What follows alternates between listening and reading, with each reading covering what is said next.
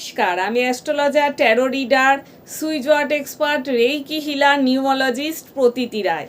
আজ আবার চলে এসেছি নতুন একটি বিষয়ের ওপর রিডিং নিয়ে। আজ যে বিষয়ের ওপর রিডিং দেব সেটা আশা করি তোমাদের খুবই ভালো লাগবে। খুব পছন্দের একটি বিষয়ের ওপর আজকে রিডিং দেব। কি বিষয়? পার্টনার, তোমার মনের মানুষ, তোমার ভালোবাসার মানুষ তোমাকে সব দিক থেকে ব্লক করে রেখেছে। ফোন কল রিসিভ করছে না, মেসেজে রিপ্লাই করছে না, সব দিক থেকে তুমি তার কাছে ব্লক হয়ে রয়েছো। এই সিচুয়েশানে তোমার কি করা উচিত সেটা নিয়ে আজকে ইন ডিটেলসে reading Dev.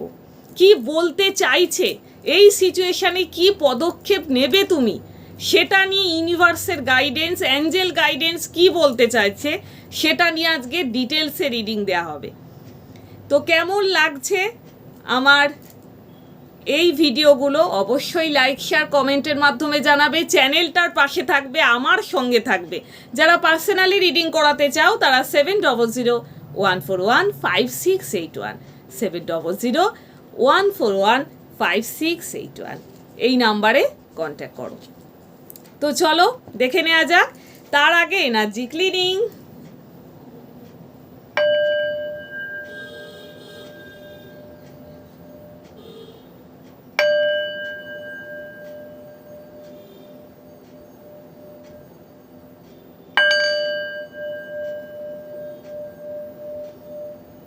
Thank you universe, thank you universe, thank you universe.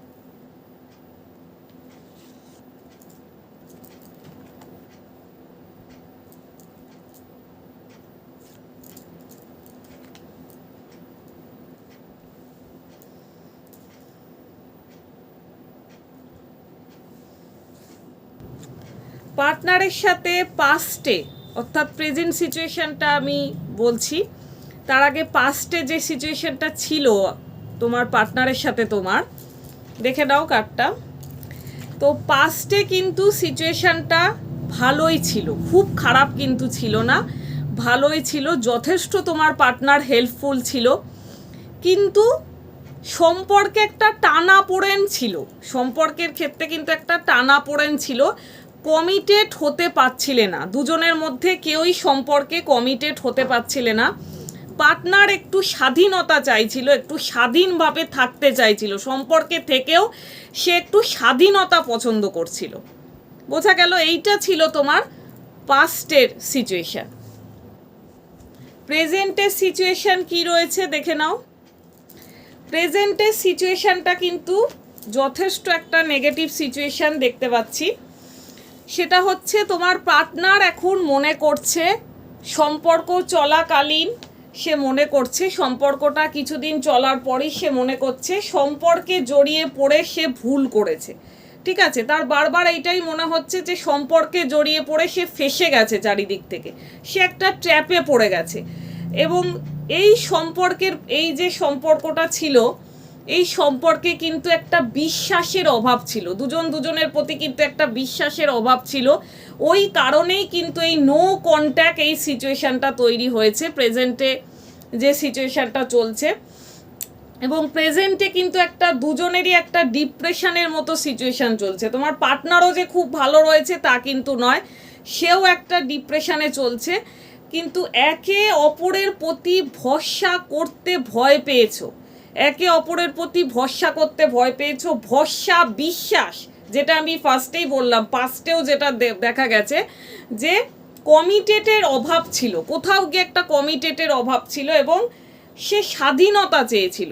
যে কারণ এই কার্ডটা আসার অর্থটা এটাই, কারণ সে চারিদিক থেকে তার মনে হয়েছে সে চারিদিক থেকে ফেসে গেছে, তাকে কোনোভাবে আটকে দেওয়া হয়েছে। এই কারণেই কিন্তু সে সম্পর্কটার থেকে ইমিডিয়েট যতটা পেরেছে সে বেরিয়ে যাওয়ার চেষ্টা করেছে। ওই কারণেই কিন্তু এই টাইমে এসে সে নো কন্ট্যাক্ট সিচুয়েশন করে দিয়েছে, যে কোনো কন্ট্যাক্টই সে রাখবে না, ঠিক আছে? কারণ একে অপরের সাথে মন খুলে কোনো কথা শেয়ার করনি, এই কারণেই কিন্তু এই রকম একটা বিগ নেগেটিভ সিচুয়েশন তৈরি হয়ে গেছে। বোঝা গেল?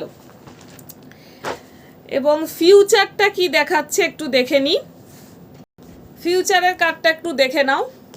ফিউচারে তুমি কিন্তু এই পার্টনারের থেকে মানসিক দুঃখটাই কিন্তু বেশি পাবে, মানসিক আঘাতটাই কিন্তু বেশি পাবে। এই পার্টনারের কথা যত চিন্তা করবে, এই পার্টনারের সাথে কাটানো মুহূর্ত যত ভাববে, তত কিন্তু মানসিক ডিপ্রেশন, মানসিক কষ্ট, মানসিক দুঃখ তত কিন্তু তোমাকে বাধার চেষ্টা করবে, এবং একটা মেন্টাল একটা চাপ ধীরে ধীরে কিন্তু বৃদ্ধি পাবে, ঠিক আছে? ফিউচারটাও যে খুব পজিটিভ তা কিন্তু না, কারণ তুমি পার্টনারের কথাটা ভুলে তুমি মুভ অন করতে পারছো না, তুমি বেশি করে তার কথা চিন্তা করে ফেলছো। প্রতিটা সেকেন্ডে, প্রতিটা মুহূর্তে তোমার চিন্তা ভাবনা, তোমার ভাইব্রেশনে তার ইমেজটা, তার ফিলিংসটাই বেশি করে চলে আসছে, তার বিষয়টার থেকে তুমি বেরোতে পারছো না, তার প্রেজেন্টটাকে ঘিরে তুমি এগোতে চাইছো।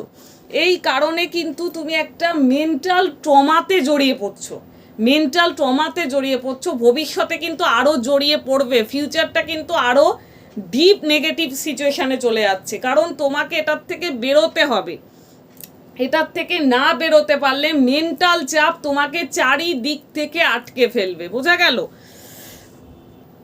এবং যেটা তোমার ভুল হয়েছে, পার্টনারের সাথে মন খুলে তুমি অনেক কিছুই শেয়ার করনি, পার্টনারও তোমার সাথে মন খুলে কথা বলেনি। এই কারণেই কিন্তু এই বিচ্ছেদের মতো একটা নেগেটিভ সিচুয়েশান, একটা নো কন্ট্যাক্ট সিচুয়েশান তৈরি হয়ে গেছে, কারণ কেউ কারোর কাছে নিজেদেরকে প্রকাশ করনি, প্রকাশে একটা বাধা, একটা প্রাচীর করে রেখেছিলে দুজনের মাঝখানে। ওই কারণে মনোমালিন্যটা ধীরে ধীরে আরও বড় জায়গায় চলে গেছে। ভবিষ্যতের জন্য ইউনিভার্স তোমাকে একটাই সাজেশন দিচ্ছে, সাজেশন কার্ডটা একটু দেখে নাও, যে তোমাকে রিলেশনের প্রতি আরও কমিটেড হতে হবে। এর পরে কোনো রিলেশনে গেলে সেটাতে আরও কমিটেড হতে হবে, একটা নিঃস্বার্থ ভালোবাসা রাখতে হবে, পার্টনারের সাথে মন খুলে কথা বলার মতো জায়গা তৈরি করতে হবে, এবং কমিটেড ডেডিকেটেড দুটোই কিন্তু প্রপারলি হতে হবে, তবেই কিন্তু রিলেশনশিপের জায়গাটা তোমার ঠিকঠাক হবে। এইগুলো যদি ঠিকঠাক করতে পারো, অবশ্যই রিলেশনশিপের জায়গাটা তোমার বেটারের জায়গায় যাবে, তোমার বেটার হবে। অবশ্যই তুমি রিলেশনশিপের জায়গাটা সুন্দরভাবে তৈরি করতে পারবে, তোমার কাছে সেই অপরচুনিটি কিন্তু আসবে, কিন্তু তার জন্য তোমারও কিন্তু সেই ডেডিকেশনটা রাখতে হবে। বোঝা গেল? এবার আমি দেখে নেব অ্যাঞ্জেল গাইডেন্স কি বলছে।